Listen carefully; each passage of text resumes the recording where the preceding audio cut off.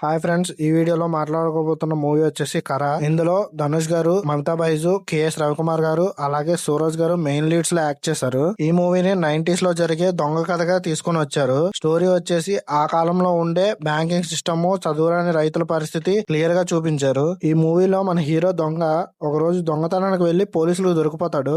అక్కడి నుంచి తప్పించుకుని తను లవ్ చేసిన అమ్మాయిని పెళ్లి చేసుకుని ఒక ఊర్లో సెటిల్ అయిపోతాడు. కానీ మన హీరోకి డబ్బుల సమస్య వల్ల వాళ్ళ నాన్న దగ్గర ఉన్న పొలాన్ని అమ్మేసి షాప్ పెట్టుకుందాం అనుకుంటాడు. కానీ ఆ పొలం ఆల్రెడీ బ్యాంక్ లో తాకట్టు పెట్టేసి ఉంటాడు వాళ్ళ నాన్న. అయితే మన హీరో ఏదో ఒకటి చేసి పొలాన్ని అమ్మేద్దాం అనుకుంటాడు. పొలాన్ని అమ్మడానికి ట్రై చేస్తూ ఉంటే వాళ్ళ నాన్న ఒప్పుకోడు. సో ఇద్దరు కలిపి గొడవ పడతారు. అయితే మన హీరో వెళ్ళిపోయాక వాళ్ళ నాన్నగారు చనిపోతారు. చనిపోయిన తర్వాత జరిగిన సిచ్యువేషన్స్ ఏంటి, మళ్ళీ మన హీరో దొంగగా మారడానికి కారణాలు, తన సమస్యలు తీరాయా లేదా అనేది స్టోరీ యొక్క మెయిన్ ప్లాట్.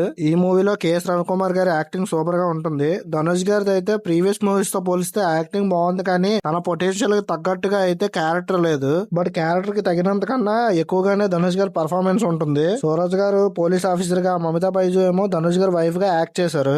మూవీ అంతా యాక్షన్ ఈస్ట్ క్రైమ్ థ్రిల్లర్ డ్రామాగా వెళ్తుంది. ఓన్లీ దొంగతనాలే కాకుండా చదువురాని రైతులు బ్యాంకుల దగ్గర మోసపోవడం, బ్యాంక్ వాళ్ళు పెట్టే ఇబ్బందులు మూవీలో రియలిస్టిక్ గా చూపించారు. ఫస్ట్ 30 మినిట్స్ స్లోగా వెళ్తుంది స్టోరీ కోసం. 30 మినిట్స్ తర్వాత వచ్చే heist elements, emotional moments, father son bonding super గా ఉంటుంది. నాకు ఈ మూవీ అయితే చాలా బాగా నచ్చింది. ఓవరాల్ గా చెప్పాలంటే కర 90s లో జరిగే ఒక action thriller heist drama. Slow burn సినిమాలు, హీస్ట్ డ్రామా ఇష్టపడే వాళ్ళకి ఈ మూవీ ఖచ్చితంగా కనెక్ట్ అవుతుంది. ఈ మూవీకి నా రేటింగ్ వచ్చేసి 3.5 out of 5. మరిన్ని ఇలాంటి రివ్యూస్ కోసం మన ఛానల్ ని సబ్స్క్రైబ్ చేసుకుని బెల్ ఐకాన్ ఆన్ లో పెట్టుకోండి.